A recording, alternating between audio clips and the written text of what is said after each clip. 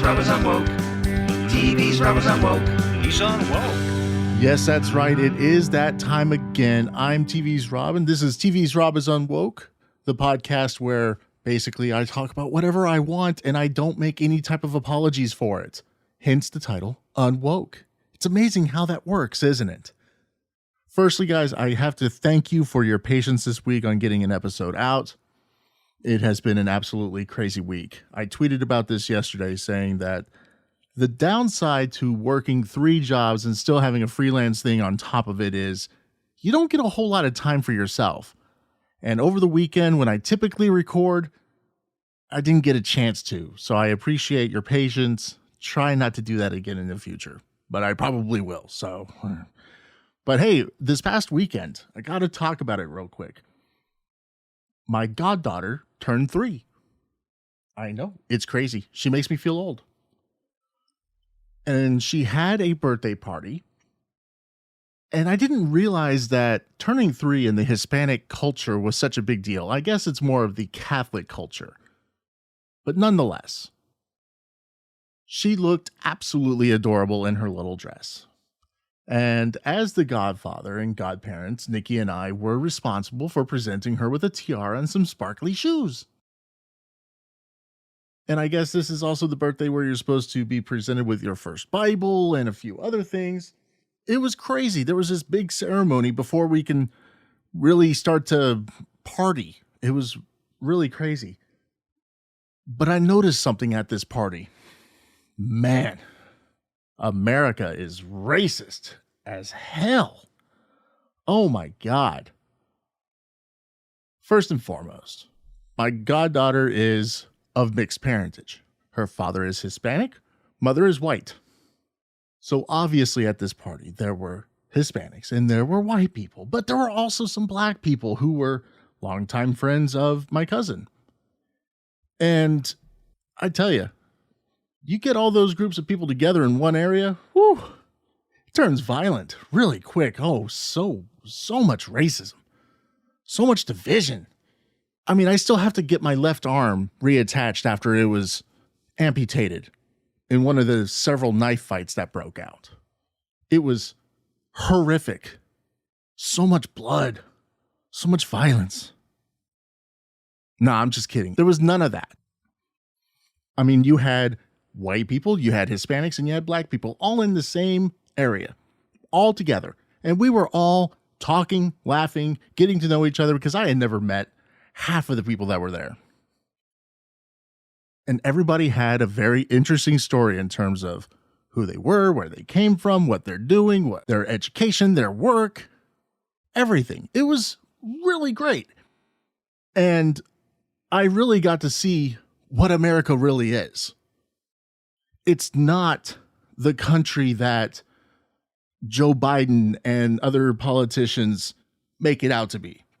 It really is a great place to be. It really is a cultural melting pot where we can all get together and celebrate things as one country. And my goddaughter served as the perfect reminder to me of what America really is. And I had a great time. It turned into a really late night. I mean, birthday cake at 10 o'clock at night for a 3-year-old? Are you kidding me? Insane. But then the weekend ended and it was back to reality. And it was back to the same old daily assault on how racist we all are, how white people are bad. We had the G7 summit where Joe Biden made a total ass of himself and showed America to be weak and begging for Russia and other countries to take advantage of us, really. That's what he did the entire time he was in Geneva. He basically bent over, grabbed the ankles, and just asked for some spit as lube. And this weekend, we commemorate Juneteenth. And there are now companies out there giving Juneteenth off as a company holiday as if it's a national thing, saying that they hope that employees will take the time to reflect and think about what they can do to combat systemic racism in America. A far cry from what I was experiencing this past weekend. I want to pause for a second to talk about protein bars. We've all seen them, and we've most likely tried a few of them while trying to lose weight or just get healthier. But what's the biggest problem with all of them? Well, basically, they all taste like crap. They're hard to chew, they taste awful, and they don't provide any type of actual satisfaction. But I'm happy to say that I have found one out there that isn't anything like the rest, and that is Built Bar. Built Bar is healthier than all those other protein bars. They're low calorie, low sugar, high protein, high fiber. They're great for keto diet. Lose or maintain weight while indulging in a delicious treat. Each bar contains only 110, 160 calories, 16 to 20 grams of protein, and 3 to 5 net carbs. Enjoy the healthiest thing you'll do today. When you eat a Built Bar, you feel better about yourself because healthy has never been this delicious. Built Bars are a lot like a candy bar, but good for you. They have 18 different flavors, including some of my own personal favorites: cookies and cream, strawberry, peanut butter, and mint brownie. All of their bars are covered in 100% chocolate. So you're probably saying to yourself, TV's Rob, how do I get these? Where do I go?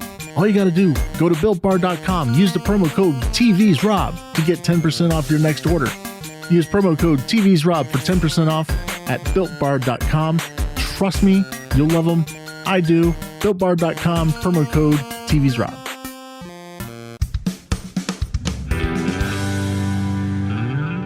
Well, my friends, we've reached the end of an era.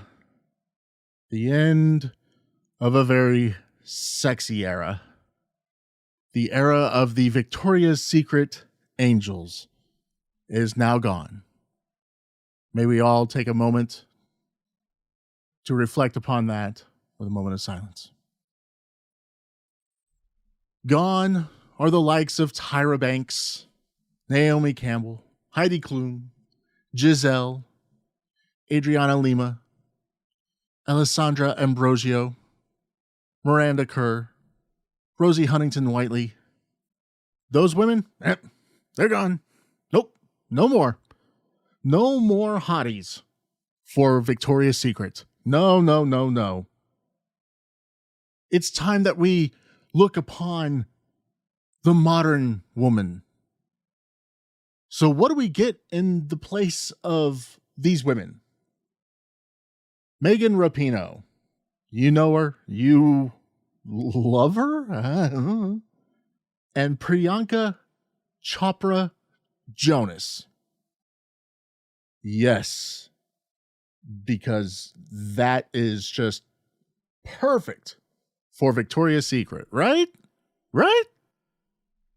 The embattled fashion brand has ignited another social media firestorm after the news broke that the lingerie company is nixing its iconic Runway Angels collective in favor of women who are famous for their achievements and not their proportions. The label revealed to the New York Times that it is partnered with actress Priyanka Chopra Jonas, Megan Rapinoe, and others as part of its new inclusive VS Collective initiative. And I'm just going to say real quick, anytime you say collective, this is what I think of. We are the Borg. We will add your biological and technological distinctiveness to our own. Your culture will adapt to service us. Resistance is futile. Yeah, resistance is futile. That's really how it's becoming. Now, Chief Brand Executive Martin Waters said, "When the world was changing, we were too slow to respond," addressing long-standing criticism against the brand for its lack of inclusion and specific catering to the male fantasy with its ad campaigns and runway show. We needed to stop being about what men want and to be about what women want. Ladies, let me ask you a question. If you're going into a store to buy lingerie in the first place, are you buying it for you? Or are you buying it for the man in your life? Or woman in your life? I don't know. Are you buying it for yourself? Are you buying it to please your partner. That's what I thought. Let me know. Send me a message. Anchor.fm/TV's Rob is Unwoke /message. Leave a message. I'll play your reactions. And if you want to come on the show and you want to talk about it, let's talk about it. Let's hash it out. Now, as I said, the VS Collective, the VS Borg, will take the place of the Angels, a lineage of curvy models like Heidi Klum and Tyra Banks, who help propel the brand into the mainstream stratosphere as they advise and promote the brand through ads and on Instagram. Really? Whatever. They say they are working on expanding Victoria's Secret's product line to include new garments that will debut next spring.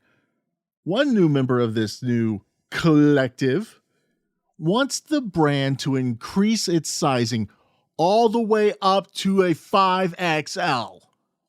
Look, at that point, you don't need lingerie. You need muumuus by Jeffy, because Jeffy is fashion.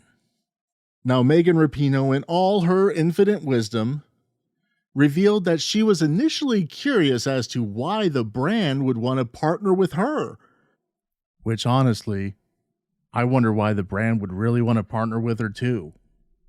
If you have any questions, look up her Sports Illustrated swimsuit edition shoot and her ESPN magazine body issue shoot, and tell me if she's really a good fit for Victoria's Secret.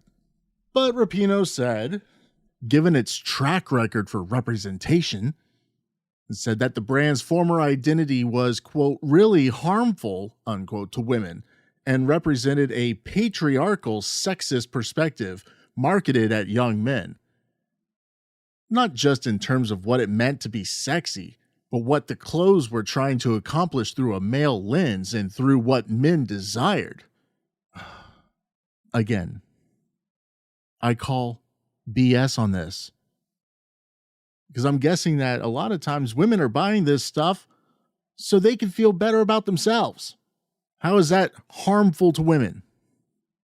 But I still think that you're buying it to please your partner. But that's okay. And you're probably using your husband's credit card to do it. So yeah, market to the men. They're the ones that have to pay the bill when it's due. So Victoria's Secret, while you've been shutting down stores and reducing staffing and just basically going through a hard time over the past few years, I don't think your road is going to get any better at this point. So happy trails, Victoria's Secret. I feel like he's going to learn how to win. He's got the talent. We would not have invested in him and picked him if he didn't have the talent to win. By the end of the year, I think he's going to have an opportunity and probably will win at least a couple of races. If it's more, I'll be elated. That voice right there is the voice of his airness, the GOAT, Michael Jordan, MJ. Oh, man. That clip came from right before the start of the NASCAR season. You know, just a few months after Jordan had announced that he was going to be a team owner and Bubba Wallace was going to be his driver. In an interview on Fox Sports with Michael Strahan, that's what Michael Jordan said. And throughout preseason, it was, yeah, we're going to win a couple of races. Sounding all cocky and arrogant. Oh, yeah, Bubba's going to get it done. Well, not so much. Here we are, 16 races into the NASCAR Cup Series season. And what have we got to show so far, Michael Jordan, Bubba Wallace, Denny Hamlin, 2311 Racing? What do you have to show for it? Now, I bring this up because we're 16 races into the season. The way the NASCAR season works, there's 26 races that's considered the regular season, and then there's a 10-race playoff. We are currently 16 races in. We only have 10 races left until the playoffs start. In order to qualify for the playoffs, you have to either be in the top 16 in points, or you have to have won a race to qualify. And those spots fill up quick. So where does Bubba Wallace check in on the point standings and the wins column? Let's take a look and see. We are 16 races in. His stats so far: 0 wins, 0 poles, 0 top 5s, 0 top 10s, 46 laps led. Yay, 46 laps led. With 298 points, he's behind his team owner, Denny Hamlin, 366 points. He is 5 spots below a playoff spot. So, I have to ask again, Your Airness, Michael Jordan, what do you think of your team so far? Well, a couple weeks ago, Michael Jordan made a trip out to the track. He finally showed up to a race at Sonoma Raceway, and he had to watch his team struggle. Blown tire, caught a lap down for most of the race, salvaged a pretty decent finish, all things considered. He did finish 14th. He started 15th, so he netted a whole position. Woo! Really tearing it up there. Let me tell you, Bubba, you're doing wonderful. But of course, Michael Jordan said before the start of the season how he wouldn't be surprised to see his driver, Darrell, make it to victory lane a couple of times. But through these first 16 races, the 23 car hasn't had a sniff at winning, much less finishing even in the top 10. When you are driving for a team that gets its cars from Joe Gibbs Racing, its engines from Toyota Racing Development, and you have won in NASCAR before in the lower series, and you've been in the Cup Series for a few years, you are expected to go out and win.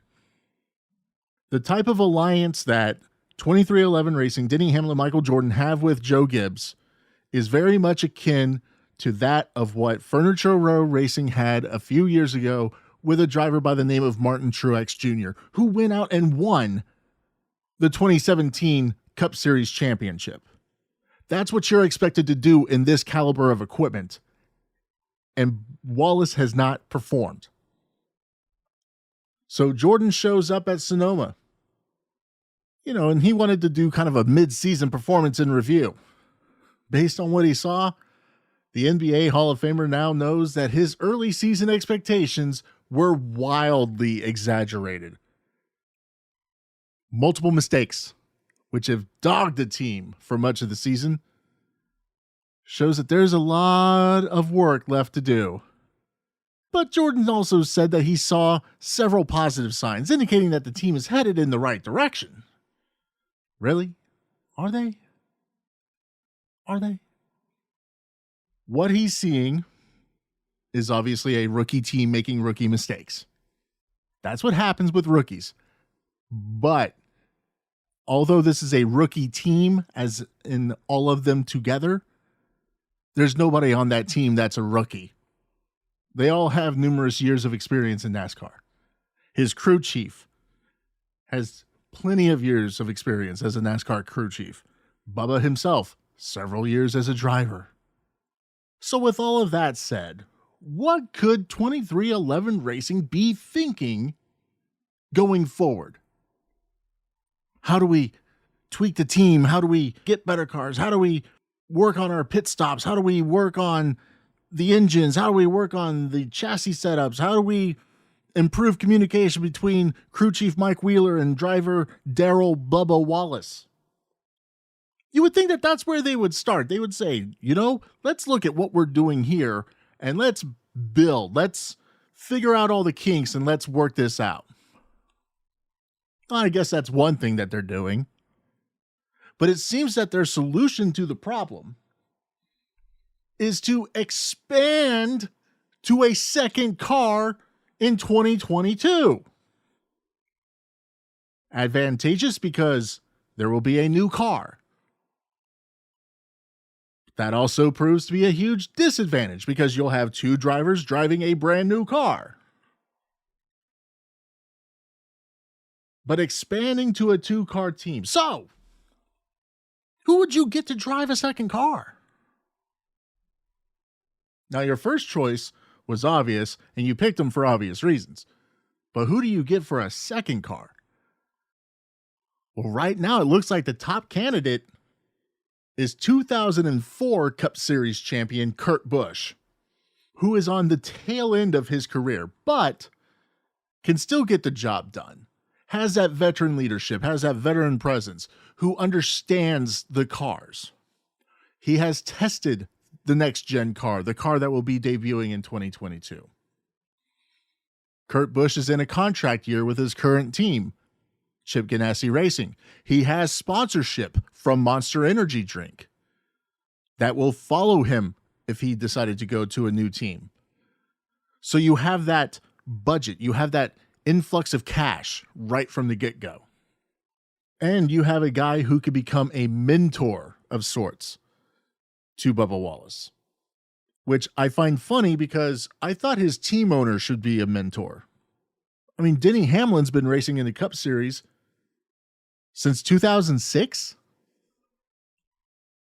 Now, granted, he hasn't won that championship. He is this generation's Mark Martin, aka the best driver to never win it all. He gets so close. Championship 4 appearances, top 5, top 3 finishes in the point standings, but he can't seem to finish the job. Maybe Denny can learn from MJ how to actually win a championship. But you would think that Hamlin would be the mentor on the driving side. What is Hamlin doing? Is he just playing golf all week with MJ while Bubba is off doing his thing? I don't know what's going on here. But the Kurt Busch to 2311 story simply will not die. If Kurt Busch decides to go through with it, I think that is a big mistake. I think that is a step back. I think that is a downgrade, not because of the equipment. I think the equipment would actually potentially be an upgrade. But with Kurt Busch being 42 years old and at the tail end of his career, Chip Ganassi Racing offers other avenues of racing than just NASCAR. IndyCar, various other forms. Chip Ganassi races in them all. 2311 does not. So Kurt Busch would kind of be limiting his future options there. But who knows, maybe he will find mentoring this young driver to be the thing that he really wants to do with the rest of his career. I don't see that happening. I think he still wants to go out, win races, and contend for at least one more championship to match his brother Kyle, who has 2 to Kurt Busch's 1. But MJ, you show up to 2 races this year, your driver doesn't really perform in either one. So I have to pose the question, your airness, when do you start to think that maybe you chose the wrong driver for your team? I'm not talking the expansion. I'm talking the team that you started. The very first driver you chose. Do you think maybe you got that one wrong? When do you start to think that? Or do you just ride it until the sponsors disappear like they did Danica Patrick? Because that day will come. And one last little thing on NASCAR. I know it's not everybody's cup of tea, but I enjoy it, and it's my show, so deal with it. I have to give props and kudos to Rick Hendrick, owner of Hendrick Motorsports, for taking a chance, knowing that sponsors would be hesitant and outright refusing to sponsor a driver like Kyle Larson. Thank you, Rick Hendrick, for bringing Kyle Larson back into the NASCAR Cup Series after what happened last year during the COVID lockdowns, where Kyle Larson did say an unfortunate word during an iRacing event that was not being televised, not a NASCAR-sanctioned event, but he did say the word that you shouldn't say. We all know what that word is. He lost his ride, he lost his sponsors, and it looked like he was going to be without a livelihood Well, Rick Hendrick took a chance, hired Kyle Larson, and Kyle Larson is paying it back immensely. 3 points paying wins. An all-star race win worth $1 million. Young money Kyle Larson kicking ass in NASCAR Cup Series competition this year. Proving that if he had the right equipment, he can really take it to the top. And I wouldn't be surprised to see Kyle Larson making a deep playoff run this year and possibly winning his very first Cup Series championship, which would be just straight up awesome. And for the most part, sponsors are still not lining up to sponsor him. They've signed Valvoline for a couple of races this year, but that's it. Everything else is some sort of Hendrick-owned company being represented on that car. Kyle Larson has become the best billboard Rick Hendrick could ever ask for. Straight dominating races. Over 1,000 laps led this year. So Rick Hendrick, I salute you. You're kind of my hero right now. Baby, if you've ever wondered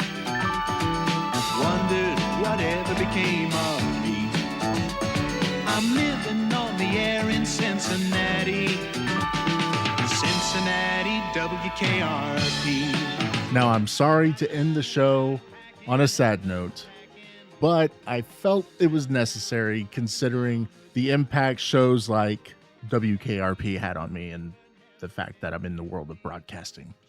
Fictional as hell, but fun as hell as well.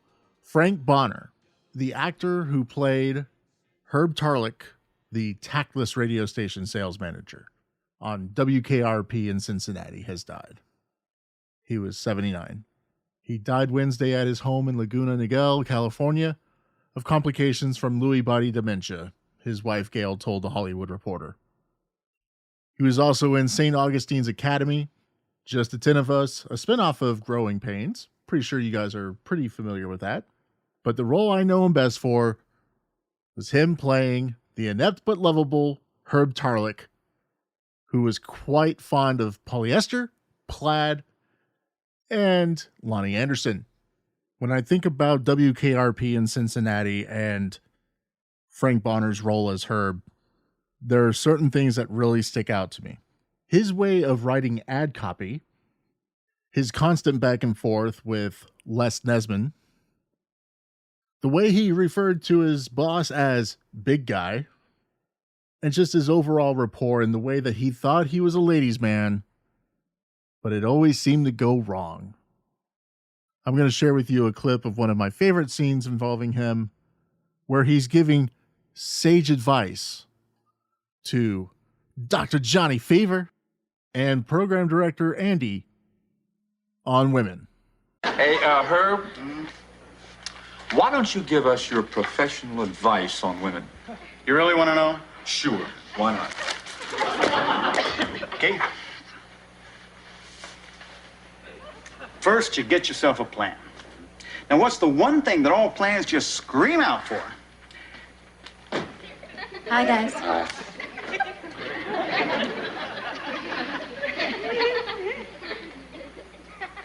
An objective. That's the one thing that all plans have to have, an objective. And when it comes to dating, we all know what that is. Friendship? Pleasant evening. Hey, if you guys are gonna kid around with me... No, Herb, wait, no, come on, we're sorry. Go ahead. Okay. You take a woman to a nice place. N-I-C-E. Now that says I like you, you're important to me, and by bringing you here, you know I like nice things and that I have very high standards, and one of them is you. You joke, you kid around, and you hope that that rare connection will happen when the both of you instinctively know that the same river that flows past her door flows past yours. And it's not a sexual thing, actually, but it is romantic, with all the excitement and sheer human fun that goes along with it. But the important thing is not just letting a woman know that you want her, but letting her know that she can have you in a very non-threatening, totally natural, loving way.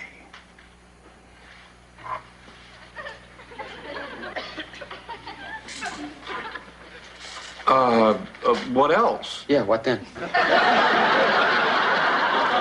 now, you guys know. No, tell us. You get her drunk, stupid. Thank you for the laughs and the memories, Frank. You will be missed. Well, that's going to do it for another episode of TV's Rob is Unwoke. I am TV's Rob. If you're listening to the show on Apple Podcasts, please go into the app, leave a 5-star rating, leave a review, tell me how great it is, even if you're lying, okay? Just lie and say that the show's wonderful, even if you think it sucks. That way, the Apple algorithm and the aliens and the technology converge and they make the show more visible to more people. If you want to get in on the action and make your mark on the show, go to anchor.fm/TV's Rob is Unwoke and leave a voice message. I'll play a selection of them in future episodes. Also, if you want to come on the show and talk about something that's really pissing you off, send me a message on Twitter at TV's Rob Official. We will discuss whatever is on your mind. Special thanks to my wife and producer, Nikki. Can't do this without her. You can follow her on Twitter at DFW Radio Girly. And special thanks to executive producer Ryoga the Cat, who's been bothering me all throughout this entire episode. That's going to do it. I'm TV's Rob. We'll talk to you next week on TV's Rob is Unwoke.